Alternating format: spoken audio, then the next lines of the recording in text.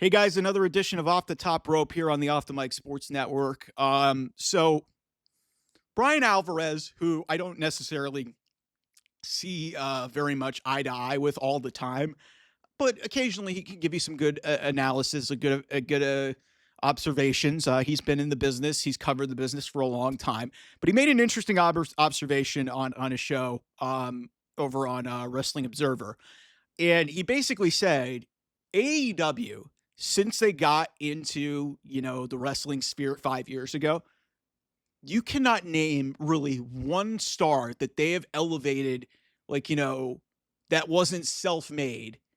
Really, like you could probably say maybe MJF, but MJF was already kind of a rising star and people already recognized him. They haven't brought in a homegrown person and really elevated them to the next level. Like some people were saying Swerve. Swerve was already known. Like he was Isaiah Swerve Scott in NXT WWE, and he's got a prominent rap career, and obviously he's been on the independents for years.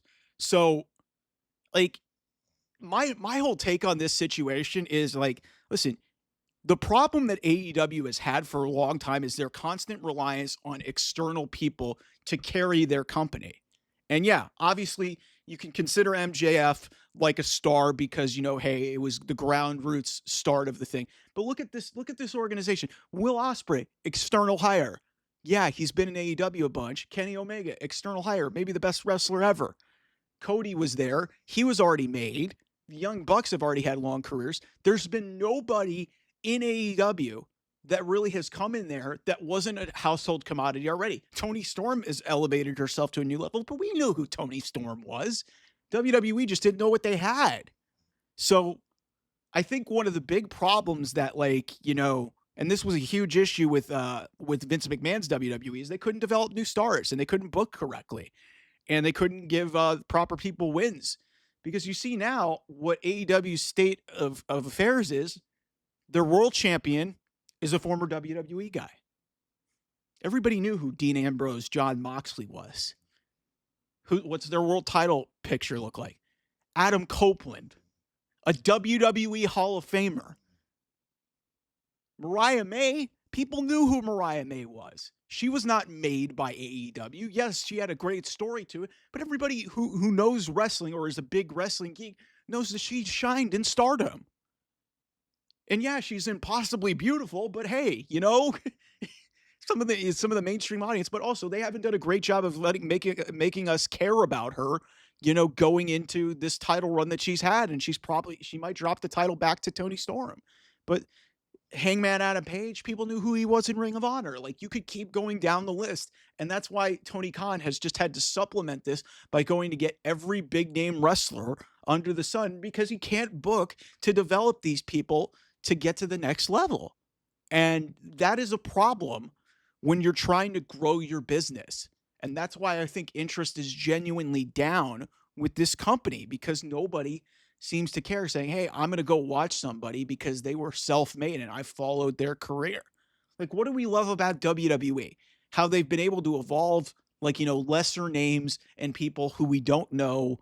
Like some of them are independent wrestlers, but let me give you an example. Trick Williams. You guys had no idea who Trick Williams was 3-4 years ago. And he was an oft-injured wide receiver for South Carolina. And he's been a 2-time NXT champion. Obafemi was, I think, a shot putter at Alabama. He's now the NXT champion and one of the futures of this business. They're building stars for the future.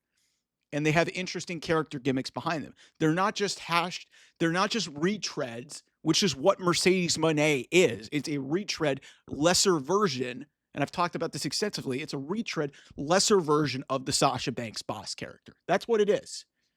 So you're seeing repetition and you're not seeing evolution of these things. Yes, some of these characters have worked like Hangman or MJF or some of these other people, but most of these people who have been brought in, like an Adam Cole, everybody knows who fucking Adam Cole is. Like, that's my problem with AEW is like they don't evolve, they don't grow, they don't make new stars. And yeah, you could talk about the 4 pillars. Look at the 4 pillars. The 4 pillars of AEW. What were they? You had MJF, who, yeah, he's been a world champion. Darby Allin's too busy to show up to. He's climbing Mount Everest. Jungle Boy Jack Perry has gone through a metamorphosis, and is a big reason one of your big stars, CM Punk, left. And Sammy Guevara is on Ring of Honor. Nobody's seen him. That's the four pillars. That's the young stars that you've built.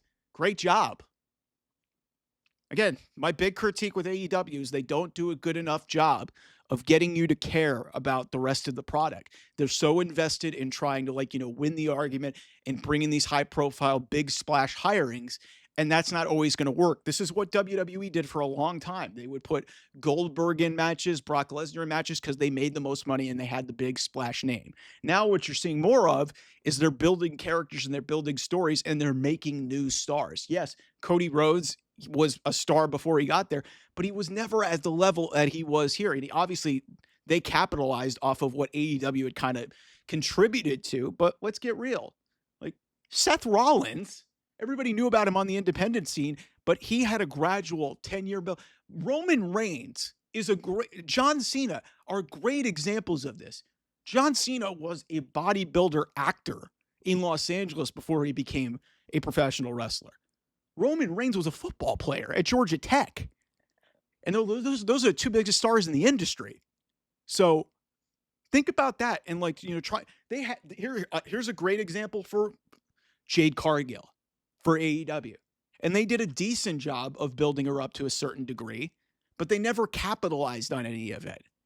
And now she went to WWE, and yes, she's been injured, and it's been kind of a little bit like hit and miss with what they've done, because they haven't really given her a chance to shine as a single star because she's still really green. But the point is, I think WWE has done a much, much better job in recent years specifically of making new stars. And it's led to their biggest boom period of all time.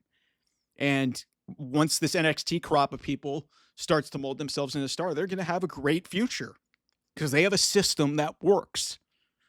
So if you're watching this as an AEW fan and you want to be critical of me, I'm not telling any lies. It's like CM Punk said, tell me when I'm telling lies. I'm not. All right, anyway, I'll see you guys soon. Bye-bye.